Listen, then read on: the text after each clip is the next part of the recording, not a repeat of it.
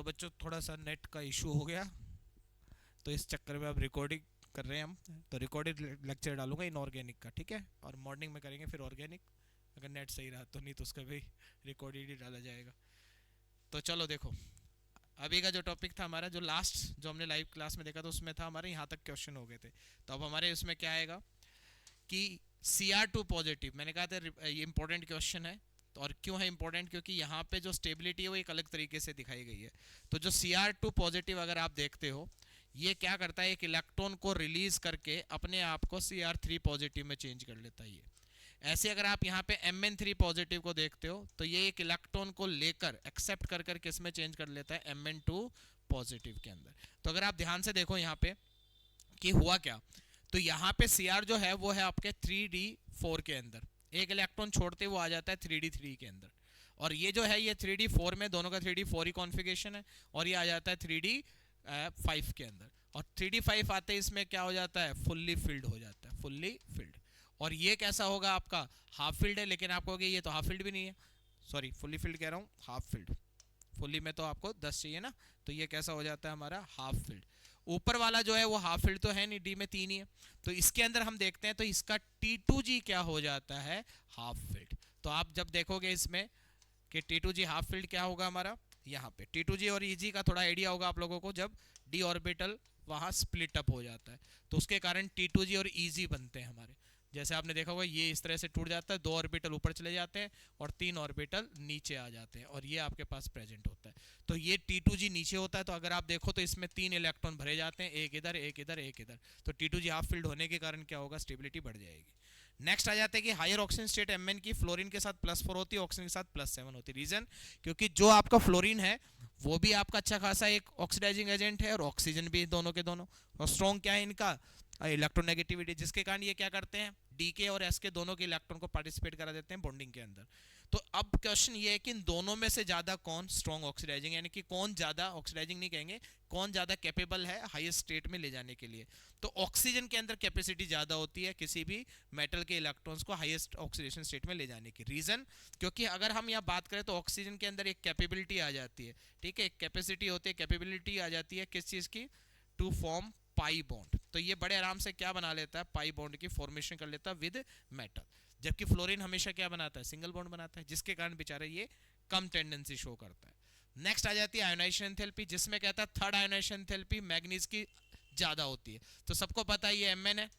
First ionization enthalpy का मतलब जब पहला इलेक्ट्रॉन निकलेगा यानी कि Mn बनाएगा। सेकंड का मतलब क्या होगा, सेकंड आयोनाइजेशन एंथैल्पी जब ये दूसरा इलेक्ट्रॉन निकालेगा, जब Mn पे 2 पॉजिटिव आ जाएगा। और तीसरा इलेक्ट्रॉन निकालने का मतलब क्या होगा, थर्ड आयोनाइजेशन एंथैल्पी। अब आप यहाँ देखते हो D में कितना होता है इसके 5, S में 2, एक निकला तो कितना आ जाएगा, D में 5, S में कितना 1, और यहाँ जब आओगे तो D में कितना मिलेगा इसके 5। अब सोचो 5 आते डी में ये क्या हो चुका है, आपका हाफ फील्ड हो गया। क्या हो गया ये आपका हाफ फील्ड, और हाफ फील्ड होने का मतलब क्या हुआ, इसमें स्टेबिलिटी बहुत ज्यादा है, तो यहां से इलेक्ट्रॉन निकालना क्या होगा, सबसे ज्यादा मुश्किल, इसलिए इसकी थर्ड आयोनाइजेशन एंथैल्पी क्या हो जाती है, बहुत हाई हो जाती है। नेक्स्ट जो क्वेश्चन है कि जो फर्स्ट आयोनाइजेशन एंथैल्पी है 5D सीरीज एलिमेंट की वो ज्यादा हो जाती है, क्यों। तो इसका एक ही रीजन है, 5D सीरीज से जब भी कोई क्वेश्चन पूछा जाए तो आंसर एक ही होता है। क्या होता है उसका आंसर, कि यहाँ पे क्या आ जाता है, it is due to lanthanoid contraction. तो इसके अंदर क्या पाया जाता है, लेंथेनॉइड कॉन्ट्रैक्शन देखने को मिल जाता है, जिसके कारण क्या हो जाता है, ये ज्यादा उसकी आयोनाइजेशन एंथैल्पी को शो कर देता है। फिर आता है ये बहुत इंपॉर्टेंट क्वेश्चन अगेन, कि Cu2 पॉजिटिव आयन जो होता है वो ज्यादा स्टेबल नहीं होता है एक्वस सॉल्यूशन में। रीजन क्या है, क्योंकि Cu2 पॉजिटिव जो होता है ये बड़े आराम से डिस्प्रपोर्शनेशन में चला जाता है, तो ये अपने आप को Cu2 पॉजिटिव में चेंज कर लेता है जब भी आपका जाएगा। तो जब भी Cu+1 है वो जैसे एक्वस में डालते हो तो Cu2 पॉजिटिव में चला जाता है। रीजन, क्योंकि Cu2 पॉजिटिव की क्या होती है, हाई नेगेटिव हाइड्रेशन एंथैल्पी। तो पेपर में अगर क्वेश्चन आता है तो क्यों ऐसा होता है, तो due to high negative hydration enthalpy, इसके कारण ये आपको देखने को मिल जाता है। क्लियर। नेक्स्ट फिर आ जाती है ट्रांजिशन मेटल जो होते हैं उनके कंपाउंड जो होते हैं वो कैटालाइटिक प्रॉपर्टी शो करते हैं। कोई भी 2 रीजन इसके लिए बताइए। तो इसके 2 ही रीजन है, आपको अच्छे से याद रखना है। एक तो इसके पास क्या होती है, वेरिएबल ऑक्सीडेशन स्टेट होती है इन सब एलिमेंट्स के पास, और दूसरी जो इंपॉर्टेंट चीज है वो क्या है, इनके पास एक लार्ज क्या होता है, सरफेस एरिया। ये दो ही रीजन है जिसके कारण हर डी ब्लॉक एलिमेंट क्या होता है, कैटलिस्ट की तरह वर्क करता है। नेक्स्ट हम तीसरा पॉइंट देखते हैं, मेल्टिंग पॉइंट। तो मेल्टिंग पॉइंट के लिए आपको मैंने पहले भी बताया कि ट्रांजिशन जो मेटल्स है उनका हाई मेल्टिंग पॉइंट क्यों होता है, रीजन भी है क्यों होता है, क्योंकि हम जानते हैं कि जो मेटेलिक बॉन्डिंग होती है, क्योंकि जितने भी ये हैं सब मेटल ही है, तो जो मेटेलिक बॉन्डिंग होती है वो किसके ऊपर डिपेंड करती है, it directly depend on the number of unpaired electron, number of unpaired electrons. ठीक है, क्यों, क्योंकि जितने ज्यादा अनपेयर होंगे उतना उनका क्या होगा, डीलोकेलाइजेशन हो जाएगा, और जितना ज्यादा डीलोकेलाइजेशन होगा इलेक्ट्रॉन का उतने बॉन्ड बनाने की टेंडेंसी बढ़ जाएगी। तो इसका मतलब हाई मेल्टिंग पॉइंट के पीछे रीजन क्या है, कि जिसके पास जितने ज्यादा नंबर ऑफ अनपेयर्ड इलेक्ट्रॉन उतना डीलोकेलाइजेशन और उतनी मेटेलिक बॉन्डिंग स्ट्रॉन्ग, और जितनी मेटेलिक बॉन्डिंग स्ट्रॉन्ग होगी उसका मेल्टिंग पॉइंट भी उतना ज्यादा स्ट्रॉन्ग हो जाएगा। तो अगर आप ध्यान से देखो तो ट्रांजिशन मेटल के पास क्या होते हैं, बहुत सारे अनपेयर्ड इलेक्ट्रॉन होते हैं डी में, इसी कारण डीलोकेलाइजेशन बहुत अच्छा हो जाता है, बॉन्डिंग बनाने की टेंडेंसी बढ़ जाती है मेटेलिक, जिसके कारण मेल्टिंग पॉइंट बढ़ जाता है। फिर आता है Zn, कैडमियम और Hg, इनकी ये वोलेटाइल मेटल के होते हैं। वोलेटाइल का मतलब ज्यादा हार्ड नहीं होती है मेटल, कैसी होती है, सॉफ्ट। क्योंकि आप इन सबके अगर देखते हो तो डी के अंदर इनके पास कितने इलेक्ट्रॉन होते हैं, 10। 10 का मतलब सारे के सारे कैसे हो जाते हैं, यहाँ पे कोई भी अनपेड इलेक्ट्रॉन नहीं होता, सारे के सारे कैसे इलेक्ट्रॉन है इनके पास, पेयर्ड इलेक्ट्रॉन है। पेयर्ड इलेक्ट्रॉन होने के कारण क्या हुआ, मेटेलिक बॉन्डिंग वीक होगी। मेटेलिक बॉन्डिंग वीक होने का मतलब ही क्या हुआ, कि मेल्टिंग पॉइंट काफी कम हो जाता है।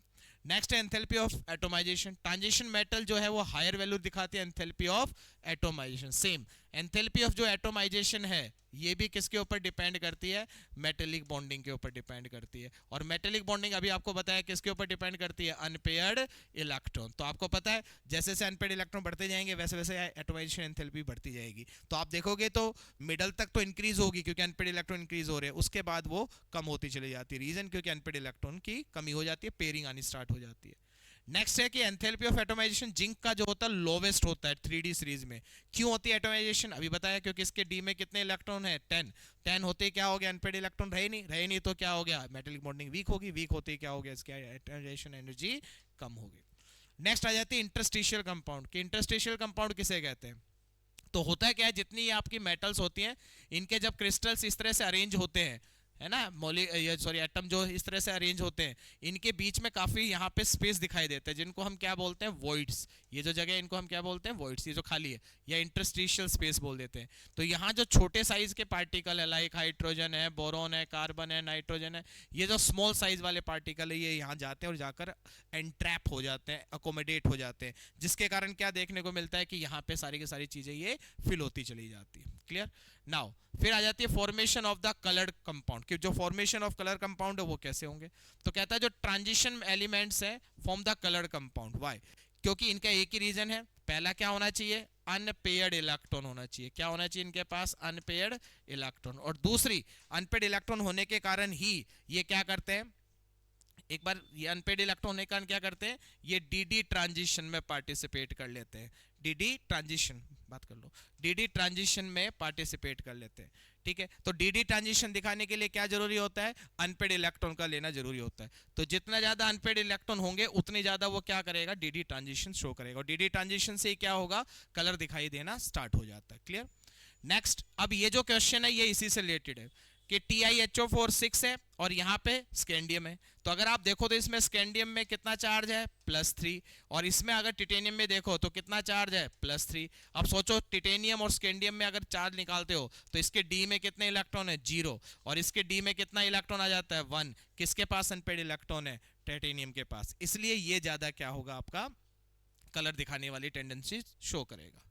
नेक्स्ट आ जाता है अलॉय फॉर्मेशन। अलॉय फॉर्मेशन के अंदर अगर आप देखते हो तो कहते हैं ये अलॉय क्यों बनाते हैं, तो यहां सिर्फ एक सिंपल सा रीजन देना है, सिमिलर एटॉमिक रेडियाई या साइज किनके बीच में, इन्हीं डी ब्लॉक एलिमेंट्स के बीच में। तो सिमिलर एटॉमिक साइज होने के कारण एक दूसरे के क्रिस्टल के अंदर ये एक दूसरे को इजीली रिप्लेस कर देते हैं।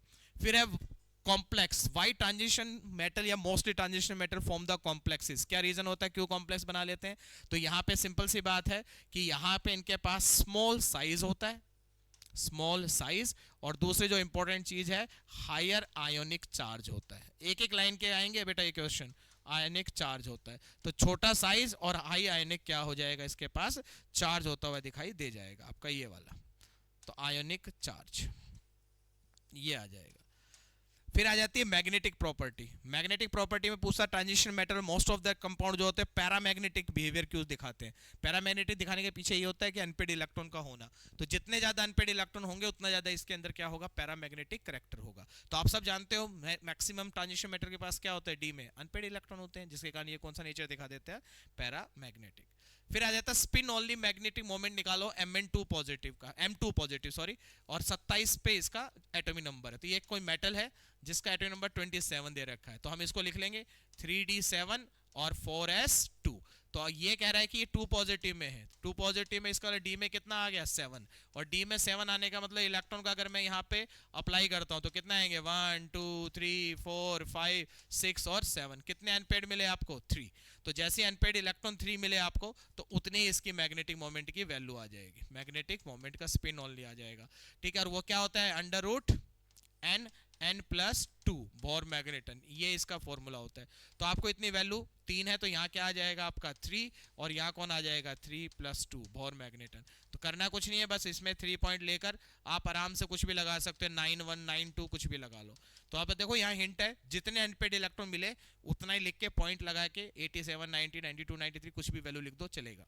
तो जितने अनपेड होते हैं वो पॉइंट से पहले लिखने होते हैं। 2 अनपेड होते तो 2.89 कर देता मैं, 4 होते तो 4.93 कर देता। तो जितने अनपेड उतने इलेक्ट्रॉन यहाँ पे अप्लाई कर देना। नेक्स्ट आ जाती है, ये बहुत इंपॉर्टेंट है, प्रिपरेशन ऑफ K2Cr2 और किसका आपका KMnO4। तो ये अच्छे से करके जाना, और का नाम अच्छे से याद रखना, क्रोमाइट और क्या होता है और पायरोलुसाइट और क्या होता है, और दोनों ही ज्यादा है। तो ये आप खुद करो, क्योंकि इसके अंदर जो स्टेप्स हैं वो सारे के सारे आपको 1-2 बार लिखकर देखने पड़ेंगे। Next, what is the effect of increasing pH on solution of potassium dichromate. इसको अच्छे से करना क्योंकि काफी रिपीटेड सवाल है। तो जो आपका पोटेशियम डाइक्रोमेट है Cr2O7 2 नेगेटिव, तो अगर इसमें क्या डालता हूं मैं, ऐड कर देता हूं H पॉजिटिव 2H पॉजिटिव, तो यहां से वो बन जाता है आपका 2 मोल ऑफ CrO4 2 नेगेटिव, और प्लस यहां से क्या बनकर निकल जाता है H2O, ये बन के निकल जाएगा, ठीक है। आप देख सकते हो टोटल कितना है यहाँ पे 7, तो इसका मतलब इसमें यहाँ हम बेस डालेंगे, सॉरी यहाँ OH नेगेटिव, तो कितनी हो गई 7 और 1 8 हो गया, 2 Cr हो चुके हैं, 2 हाइड्रोजन, तो यहाँ 2 आएगा और 1 ऑक्सीजन, ये ठीक है। तो हमने किसके ऐड किया बेस। तो जो डाइक्रोमेट है ये कैसा होता है हमारा, ऑरेंज कलर का होता है। तो ऑरेंज से आपको क्या मिलता है, क्रोमेट, क्रोमेट मिलने के बाद ऑरेंज से ये कैसा मिलने लग जाता है आपको, येलो मिलना स्टार्ट हो जाता है। तो कलर इस तरह से चेंज हो जाता है। अगर मैं बात करूं किसकी, अगर मैं बात करता हूं इस वाले की, तो यहाँ क्या देखने को मिलेगा आपको, उल्टा भी चल सकते हैं आप, CrO4 2 नेगेटिव 2 मोल, और इसमें अगर मैंने 2H पॉजिटिव डाल दिया यानी कि एसिड डाल दिया, तो ये उल्टा भी चेंज कर लेता है, Cr2O7 2 नेगेटिव और क्या बना देगा H2O। तो ये दोनों के दोनों आपको अच्छे से याद रखने हैं कि अगर हम बेस डालते हैं तो क्या होता है और एसिड डालते हैं तो क्या होता है। नेक्स्ट, तो what is the effect of heating of KMnO4। KMnO4 को अगर हीट करते हैं तो क्या होता है, तो ये भी याद रखना है, 2 KMnO4 को अगर आप हीट करते हो तो क्या बन जाता है ये हमारा KMnO2 2 पॉजिटिव में चला जाएगा और उसको शो करेगा हमारा। तो इसको याद रखना आप अपने हीट करने वाले क्वेश्चन। नेक्स्ट है oxidising nature of KMnO4 in acidic solution. तो ये आपको याद रखना है डायरेक्ट, और कौन सी इक्वेशन याद रखना है, आयोनिक इक्वेशन याद रखनी है इसके अंदर, ठीक है। तो थोड़ा फास्टली करा रहे हैं क्योंकि कल एग्जाम है, तो थोड़ा सा आपको जल्दी समझ में आ जाए चीजें जो मेन इंपॉर्टेंट है। MnO4 नेगेटिव ये ले लीजिए, फिर इसमें किसको डाल दीजिए H पॉजिटिव को, क्योंकि हमने एसिडिक मीडियम लिया है। और अब आपको क्या करना है, यहाँ पे इलेक्ट्रॉन देखना है। तो Mn ऑलवेज जो स्टेबल स्टेट होती है वो कौन सी होती है इसकी, +2, और यहाँ जो स्टेट है वो कौन सी है +7, +7 से किस में जा रहा है +2, इसका मतलब कितने इलेक्ट्रॉन को रिक्वायर करेगा 5। या 4 ऑक्सीजन है तो यहाँ कितने कर दो 8, तो यहाँ उतने ही वाटर को अप्लाई कर दो, तो क्या बन जाएगा 4H2O। तो ये आपकी एक कौन सी होगी, एसिडिक में इसका ऑक्सीडाइजिंग नेचर की रिएक्शन होगी। नेक्स्ट फिर क्वेश्चन आ जाता है कि इसको हम कैसे ऑक्सीडाइज करें। तो करना कुछ नहीं है, पोटेशियम पर मैग्नेट है तो MnO4 नेगेटिव प्लस, बस रिएक्शन बनाते चलो काम हो जाएगा आपका, 8H पॉजिटिव प्लस फिर कितना आ जाएगा 5 इलेक्ट्रॉन, चेंजेस इनटू कितना आ जाएगा Mn2 पॉजिटिव हो जाएगा, और प्लस फिर यहाँ से क्या हो जाएगा Mn2 पॉजिटिव के बाद 4H2O, ये बन जाएगा। अब इसमें हमें रिएक्शन करनी है आयरन के साथ, तो आप देख सकते हो आयरन 2 पॉजिटिव, मैं साइड में करा रहा हूँ, Fe3 पॉजिटिव में बदल जाता है, क्या छोड़कर, एक इलेक्ट्रॉन। इसको और इसको मैच करो, नंबर ऑफ इलेक्ट्रॉन को इक्वल करके इन दोनों का एडिशन कर दो। फिर दूसरा SO2, SO2 को क्या करना है, इसको H2O के साथ अटैच कर दो, ठीक है। SO2 को अगर हम 2 मोल लेते हैं तो ये किस में चेंज हो जाता है, SO4 2 नेगेटिव, और यहाँ से 2H पॉजिटिव निकल जाएगा और 2 इलेक्ट्रॉन निकल जाएगा। इसको इसके साथ मैच करो, नंबर ऑफ इलेक्ट्रॉन को इक्वल कर लो मल्टीप्लाई करके। ऑक्जेलिक एसिड क्या होगा हमारा, COO नेगेटिव, COO नेगेटिव। यहाँ से 2 इलेक्ट्रॉन जैसे निकलेंगे तो ये किस में चेंज हो जाएगा, 2 मोल ऑफ CO2 के अंदर चेंज। तो यहाँ से 2 इलेक्ट्रॉन निकले तो 2 यहाँ है, 5 यहाँ है, आपस में क्रॉस मल्टीप्लाई करके दोनों को एक दूसरे के साथ ऐड करो, जिससे क्या होगा, आपको बैलेंसिंग मिल जाएगी और रिएक्शन कंप्लीट हो जाएगी। क्लियर। नेक्स्ट फिर हम चलते हैं, describe the oxidising nature of potassium dichromate. Potassium dichromate क्या होगा, Cr2O7 2 नेगेटिव, ये H पॉजिटिव और प्लस, अब कितने इलेक्ट्रॉन लेगा, क्योंकि Cr की जो ऑक्सीडेशन स्टेट स्टेबल है वो कौन सी होती है, Cr3 पॉजिटिव। तो यहां से अब कितना है, ये +6, तो +6 से कितने गया, +3 के अंदर, यानी कि कितने इलेक्ट्रॉन को एक्सेप्ट कर रहा है ये यहाँ पे, 6 और 12, यहाँ तो 6 इलेक्ट्रॉन को कर रहा है, 6 को। यहाँ 7 है तो यहाँ कितना ले लिया, 14, तो यहाँ कितने मिल गए आपको, 7H2O। तो ये इसकी क्या बन गई, एक आयनिक इक्वेशन। अब सेम वो कह रहा है आयोडाइड आयन है, तो I नेगेटिव किस में चेंज हो जाएगा आपका, I2 में, 2I नेगेटिव, क्या छोड़कर, 2 इलेक्ट्रॉन। ऐसे ही कहता है आयरन 2 है तो वही आ जाएगा Fe2 पॉजिटिव, किस में चेंज हो जाएगा, Fe3 पॉजिटिव, क्या रिलीज करके, Fe2 पॉजिटिव 1 इलेक्ट्रॉन। और जैसे ही करोगे तो इसको बैलेंस करो और इसके साथ अटैच कर दो। नेक्स्ट है H2S। H2S में क्या होगा, अगर आप देखते हो तो यहाँ सल्फर बनता है 2H पॉजिटिव और क्या बन जाता है, 2 इलेक्ट्रॉन, ये बन जाएगा। अगर नहीं किसी को समझ आई तो एक रिएक्शन करा देता हूँ, जैसे ये करा दिया इसके साथ, H2S किस में जाएगा, sulphur plus 2H positive plus 2 electron. अब इन दोनों को उठाओ और दोनों के अंदर इलेक्ट्रॉन को बैलेंस करो। यहाँ कितने इलेक्ट्रॉन है, 2, यहाँ कितने हैं, 6, तो 3 से मल्टीप्लाई कर दो, तो ये कौन होगा, 3, ये 6 और ये कितना हो जाएगा, 6। इन दोनों को कैंसिल आउट कर दो, 6 से 6, और इन दोनों को 6 हाइड्रोजन से ये 14 चला गया, बस इन दोनों को सम करना है, वही आपकी ओवरऑल आंसर हो जाएगा। फिर ये दो जो क्वेश्चन है ये थोड़े से आपको इंपॉर्टेंट है, और ये अगर आप देखोगे तो आपके एनसीईआरटी के बुक में ही पीछे मिल जाएंगे, एनसीईआरटी एग्जाम्पलर के अंदर, अगर आप देखते हो तो ध्यान से। और इसमें बस कुछ करना नहीं, रिएक्शंस आपको लिखनी नहीं है, जस्ट आपको इनके स्ट्रक्चर्स याद रखने। और ये कहाँ से मिलेंगे, ये सारे के सारे अगर आप देखोगे जाकर ध्यान से तो ये एक्चुअली क्या है, इनकी प्रिपरेशन मेथड है, जो मैंने आपको स्टार्टिंग में बताया था। प्रिपरेशन मेथड अच्छे से कर लेना, तो कई बार या तो वैसे पूछ लेते हैं प्रिपरेशन दिखाओ, या फिर वो इस तरह के क्वेश्चन देके वो प्रिपरेशन के बारे में पूछते हैं। बस आपको कंपाउंड के नाम लिखने कौन कौन से आएंगे। तो ये सारी के सारी किस पे, दोनों के दोनों क्वेश्चन इन दोनों की प्रिपरेशन, पायरेलोसाइड से बनेगा, एक क्रोमाइट और से बनेगा। फिर आ जाता है लेंथेनोइड, कि लेंथेनोइड्स क्या होते हैं। तो लेंथेनोइड्स आपको बताया था ब्लॉक के एलिमेंट होते हैं, और सबसे जो इंपॉर्टेंट क्वेश्चन उसका ये होते हैं, दो ही क्वेश्चन आते हैं लेंथेनोइड में से। एक लेंथेनोइड कॉन्ट्रैक्शन क्या होता है, तो लेंथेनोइड कॉन्ट्रैक्शन हमने बताया था क्या होगा, एक तरह का डिक्रीज हो जाता है। किस में डिक्रीज हो जाता है, साइज में। कब, as the atomic number increases, as the atomic number increases, जैसे जैसे एटॉमिक नंबर बढ़ता जाता है साइज उतना ही क्या होता चला जाता है, छोटा होता चला जाता है। क्यों ऐसा होता है, क्योंकि बताया था पुअर शिल्डिंग हो जाती है। किसकी पुअर शिल्डिंग हो जाती है, बोलो, 4f सबसेल की। तो 4f सबसेल अच्छी बड़ी साइज की होती है, जिसके कारण पुअर शिल्डिंग हो जाती है, तो इलेक्ट्रॉन बड़े तेजी से न्यूक्लियस की तरफ खींचे चले जाते हैं, जिसके कारण साइज छोटा होता चला जाता है। फिर कॉन्सिक्वेंसेस क्या होती है, तो 2-3 कॉन्सिक्वेंसेस हैं, वो आपको याद रखनी है। पहली कि सेपरेशन जो होता है लेंथेनोइड्स का वो मुश्किल हो जाता है, separation is difficult of lanthanoids. क्यों, क्योंकि सबकी प्रॉपर्टी जो है, या सॉरी साइज जो है वो नियरली सिमिलर हो जाता है। दूसरा हम कह सकते हैं कि जो बेसिक नेचर है किसका, हाइड्रोक्साइड्स का, वो डिक्रीज होने लग जाता है। हाइड्रोक्साइड्स का वो क्या हो जाता है, डिक्रीज हो जाता है लेंथेनियम से जब लुटेशियम की तरफ जाते हैं, क्योंकि साइज छोटा होता जाता है तो OH जल्दी से रिलीज नहीं हो पाता है। और तीसरा कि जो आपकी 5D वाली और 4D वाली है, 4D और 5D सीरीज के जो एलिमेंट हैं, सीरीज के जो एलिमेंट्स हैं उनका साइज जो है वो नियरली सिमिलर हो जाता है, नियरली सेम हो जाता है, सेम साइज होता चला जाता है। ठीक है, स्टार्टिंग वालों का तो बिल्कुल जो एलिमेंट है उनका तो बिल्कुल एक जैसा ही साइज होता हुआ मिलेगा आपको। दूसरा फिर जो क्वेश्चन आता है वो आता है सीरियम 4 पॉजिटिव से। ये बहुत बार रिपीटेड सवाल है कि सीरियम 4 पॉजिटिव एक गुड स्ट्रॉन्ग ऑक्सीडाइजिंग एजेंट क्यों होता है। तो देखो लैंथेनोइड्स और एक्टिनोइड्स की सबसे ज्यादा स्टेबल स्टेट जो होती है +3 होती है, ये याद रखो। तो सीरियम 4 पॉजिटिव चाहता है कि मैं अपने आप को किस में चेंज कर लूं, सीरियम 3 पॉजिटिव में, और उसके चाहने के लिए उसको क्या चाहिए, एक इलेक्ट्रॉन एक्सेप्ट करना पड़ेगा। इलेक्ट्रॉन एक्सेप्ट करने का मतलब ये किस में जा रहा है, रिडक्शन में, और जो रिडक्शन में जाता है उसी को हम क्या बोलते हैं, ऑक्सीडाइजिंग एसिड। तो Ce4 positive always changes into +3 state because +3 state of lanthanoid is more stable, so it accept the one electron and changes from Cu4 positive to Ca3 positive. ऐसे यूरोपियम में आपका Eu3 पॉजिटिव, ये भी क्या करता है, एक इलेक्ट्रॉन को एक्सेप्ट करने की जगह, देखो रिड्यूसिंग एजेंट है ना, ये आ जाएगा आपका 2 पॉजिटिव, सॉरी ये 3 पॉजिटिव नहीं 2 पॉजिटिव पे आएगा, 2 पॉजिटिव। तो यहां जब देखोगे तो यूरोपियम 2 पॉजिटिव है, ये भी क्या चाहता है कि मैं अपने आप को किस में कर लूं भाई, स्टेबलाइज कर लूं, अपने आप में स्टेबल चला जाऊं। तो इसलिए ये EU2 पॉजिटिव है, 2 इलेक्ट्रॉन को एक्सेप्ट करता है, और सॉरी 2 इलेक्ट्रॉन नहीं, इसको दोबारा कर देते हैं यहां से, कि ये क्या करेगा, EU2 पॉजिटिव है, 2 पॉजिटिव, ये क्या करता है, अपने आप को चेंज करना चाहता है 3 पॉजिटिव में, तो इसको क्या करना पड़ेगा, एक इलेक्ट्रॉन रिलीज करना पड़ेगा। रिलीज का मतलब ऑक्सीडेशन में जाना पड़ेगा, और ऑक्सीडेशन में जाएगा तो क्या बन जाएगा, रिड्यूसिंग एजेंट बन जाता है, ठीक है।